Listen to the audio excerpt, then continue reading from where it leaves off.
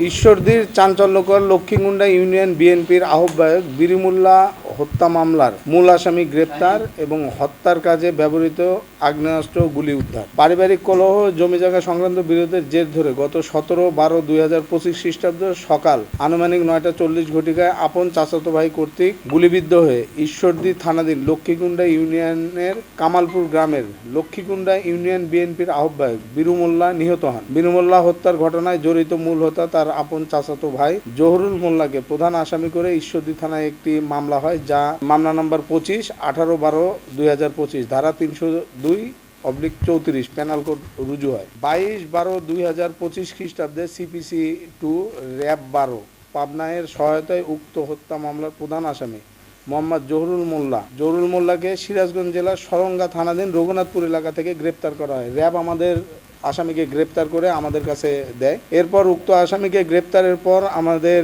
পাবনা জেলার সম্মানিত police super স্যারের সার্বিক দিক নির্দেশনায় ঈশ্বরদী সার্কেল অতিরিক্ত পুলিশ সুপার প্রণবের তত্ত্বাবধানে এবং আমাদের অতিরিক্ত পুলিশ সুপার ক্রাইম তার সার্বিক তত্ত্বাবধানে ঈশ্বরদী থানার অফিসার ইনচার্জের নেতৃত্বে বিরুমুল্লাহকে হত্যার কাজে ব্যবহৃত আগ্নেয়াস্ত্র উদ্ধারের লক্ষ্যে গ্রেপ্তারকৃত আসামি জহুরুল মোল্লাকে ব্যাপক জিজ্ঞাসাবাদের মাধ্যমে তার দেয়া তথ্য মতে ঈশ্বরদী থানাধীন লক্ষ্মীকুণ্ডা ইউনিয়নের শাহপাড়া মৌজাস্থ তার নিজস্ব 3 নং ইটভাটার পশ্চিম প্রান্তে টিনের ঘেরা অস্থায়ী টয়লেটের পিছন হতে গত 22/12/2025 রাত্রি 21:30 ঘটিকায় 9:30 ঘটিকায় আসামি জহুরুল মোল্লার দেখানো শনাক্ত এবং আসামির নিজ হাতে মাটির নিচ হতে বাহির করে দেওয়া মতে একটি পুরানো কাপড়ের বাজারের ব্যাগে রক্ষিত অবস্থায় 5টি শটগানের গুলি, 26টি রিভলভারের গুলি সহ একটি 1 শুটার গান এবং একটি বিদেশি রিভলভার উদ্ধার করা হয়। মামলাটা অত্যন্ত চাঞ্চল্যকর ছিল।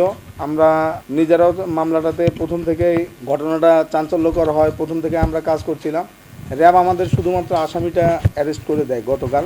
অ্যারেস্ট করে দেওয়ার পরে আমাদের অফিসারদের জিজ্ঞাসাবাদ এবং আরও অন্যান্য যে আমাদের টুলস আছে এইসব ব্যবহারের মাধ্যমে আমরা তার নিকট থেকে হত্যায় ব্যবহৃত যে অস্ত্রটা দিয়ে হত্যা করা হয়েছে সেই হত্যায় ব্যবহৃত অস্ত্রই সে বের করে দিছে।